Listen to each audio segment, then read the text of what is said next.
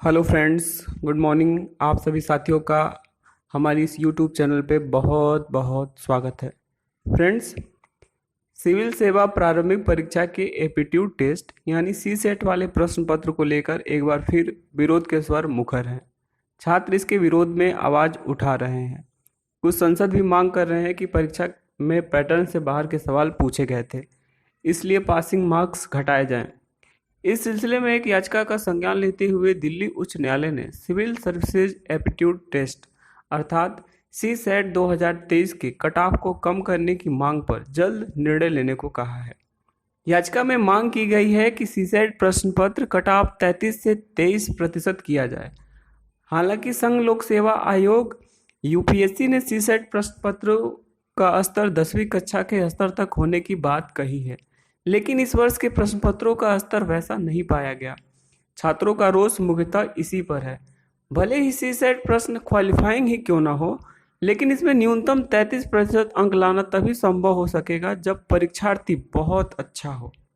वर्ष 2011 से ही सिविल सेवा परीक्षा का सी सेट प्रश्न पत्र लगातार विवादों और संदेह के घेरे में भी रहा। किसी भी प्रश्न पत्र का इतिहास इस जैसा बुरा नहीं रहा। इस प्रश्न पत्र को लेकर मुख्यतः दो प्रश्न उठाए जाते रहे। पहला, अच्छे प्रशासकीय मस्तिष्क एवं व्यक्तित्व वाले युवाओं के चयन में सीसेट के प्रश्न पत्र की व्यवहारिक भूमिका को लेकर।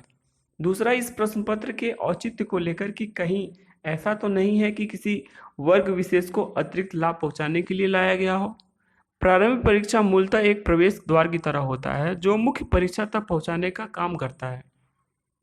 इसे हम छंटनी का चरण कह सकते हैं, लेकिन इस चरण में ही सी सेट प्रश्न पत्र को इतना कठिन कर दिया गया कि प्रथम रैंक पर आई इशिता किशोर इससे पहले की अपनी 2 परीक्षाओं में प्रारंभिक स्तर को ही पार नहीं कर पाई थी। 26वीं रैंक वाली गुंजिता अग्रवाल इस प्रश्न पत्र को 5वीं बार में क्वालिफाई कर पाई।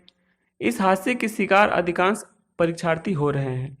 इस पे स्पष्ट है कि प्रारंभिक एवं मुख्य परीक्षा में मानसिक परीक्षण में परस्पर सामंजस्य का नितांत अभाव है। प्रशासनिक परीक्षण की दृष्टि से मुख्य परीक्षा महत्वपूर्ण है, प्रारंभिक नहीं, लेकिन उसे गणित का सहारा लेकर अति महत्वपूर्ण बना दिया गया है। अपने संपूर्ण उच्च स्तरीय और संवेदनशील दायित्वों के निर्वाह के दौरान मुझे ऐसे गणितीय ज्ञान की जरूरत कभी नहीं पड़ी। इसके लिए मेरे पास हमेशा वित्त के विशेषज्ञ रहे। शायद यूपीएससी यह भूलती जा रही है कि प्रशासकों के रूप में उसे विशिष्ट विशेषज्ञों की भर्ती नहीं करनी होती।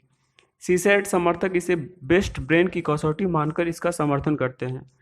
प्रश्न है कि प्रशासन के लिए बेस्ट ब्रेन किसे कहा जाएगा। पिछले 53 वर्षों से अर्थशास्त्र का नोबेल पुरस्कार दिया जा रहा है।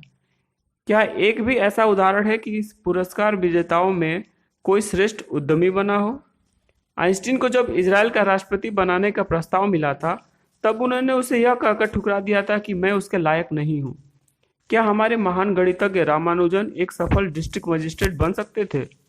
यूपीएससी द्वारा जारी वार्षिक रिपोर्ट साफ तौर पर बताती है कि वर्तमान परीक्षा प्रणाली का झुकाव पूरी तरह से इंजीनियर्स की ओर है, जिसे वह सी सेट के माध्यम से पूरा करता है। 2021-22 की रिपोर्ट के अनुसार सफल होने वाले कुल छात्रों में 64.9% इंजीनियर थे। अगले वर्ष उनका प्रतिशत 70 हो गया। कारण यह है कि सी सेट प्रश्न पत्र दूसरों के लिए अत्यंत कठिन होता है, किंतु इंजीनियर्स के लिए यह कहीं आसान है।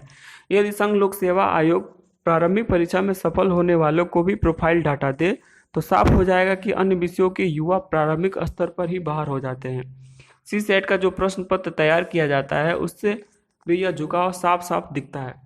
इसके पाठ्यक्रम में कुल 7 विषय हैं। इनमें से इस वर्ष केवल 2 विषयों में कुल 80 में से लगभग 65 प्रश्न पूछे गए। 65